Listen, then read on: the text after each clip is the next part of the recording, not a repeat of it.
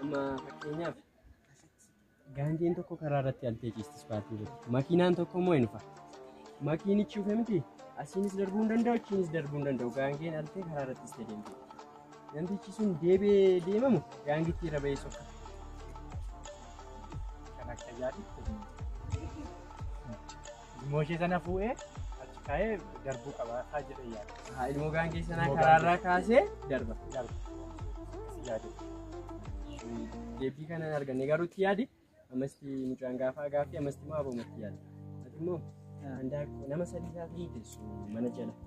Nama sadii taatanii teessu irra keessa qorqoorroo handaaqqoon jira. Handaaqqittiin sun gadi fincooftu. Yeroo isheen gadi fincooftu isa kamiin tokkosuutti handaaqqittii jechuudha. Isa jala taa'u.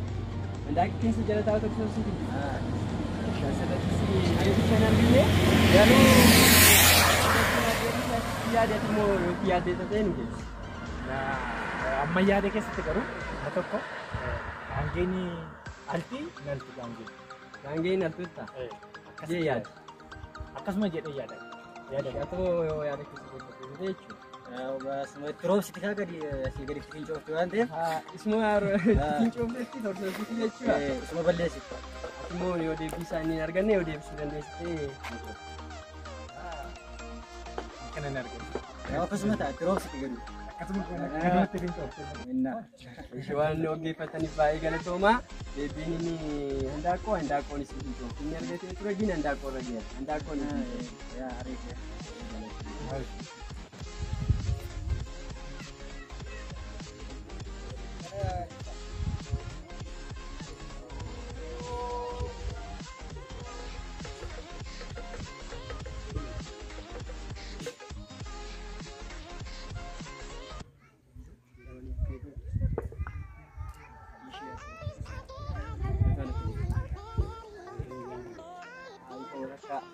Gaaffii weebsiin barbaanneedha. Maqaan keenya jedhamta? Salasaa Addisaan jedhama. Salasaa Addisaan kee?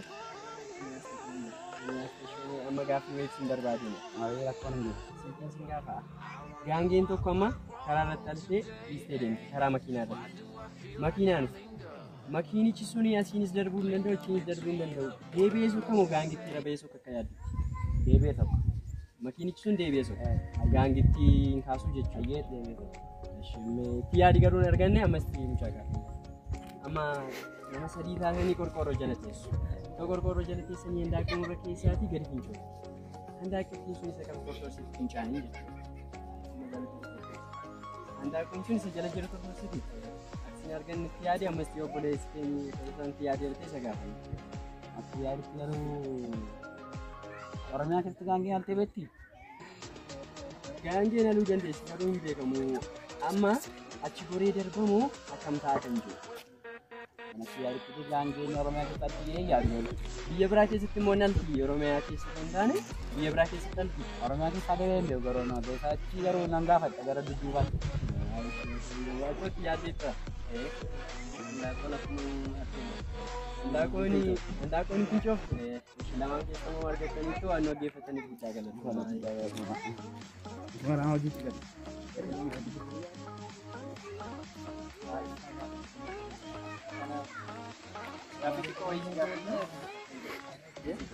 Gaaffii weessi gaafannaa gaaffii jiru jechuudha. Maqaan keessaa eenyuun dura?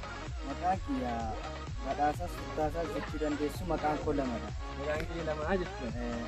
Maqaan kee badhaasaa keessi waamammaa fi amma fakkeenyaaf gaangeen yeroo karaa irratti altee ciistu karaa makiinaa irratti altee ciisti. Gaangittiin suni makiinaan itti dhufa. Makiinaa yeroo itti dhufu gaangeen suni karaa makiinichi eessaan darba. Karaa darbuun qabu yoo gaangittii kaase malee gaangicha kaasamoo deebi'ee sokka. An akka kootti akka yaada mataa kootti gaangittii marratoo baheen jedhan siinoofaa yoo ta'e makiinaa siinoofaa yoo ta'e gaangittii becele go'ee matoo irra darbee dasna jedha. Abbaan qabeenyaa son gaafata. Abbaan qabeenyaa wanta gaafatuuf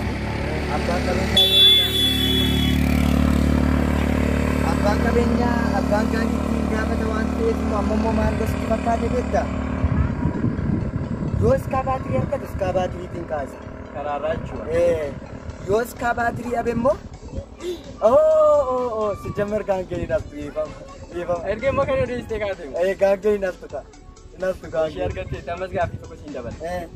Handaaqooni koroora jirti. Nama sadii taatanii jala taa'e. Handaaqittiin isin otoo gadi fincoofte eenyu tokkotti. Handaaqoon sun yeroo fincoofte eenyu tokkotti. Handaaqittiin namni sadii ta'ee ta'a miti hiree. Isuma gidduudhaa gadi tottorsiti ka. Gaduma miicciti kaasa. Abdeettaas. Handaaqoon hin fincooftu waan nu dhaggeeffachuuf guddaa galu. Rakkoon gamas. Ayyeemmaa daawwattoota niiw koomeetii warri taatan hundumti keessaniyyuu galatoomaa isiniin jenna. Amma gaaffii an biraa qabannee walitti deebinutti nagaatti.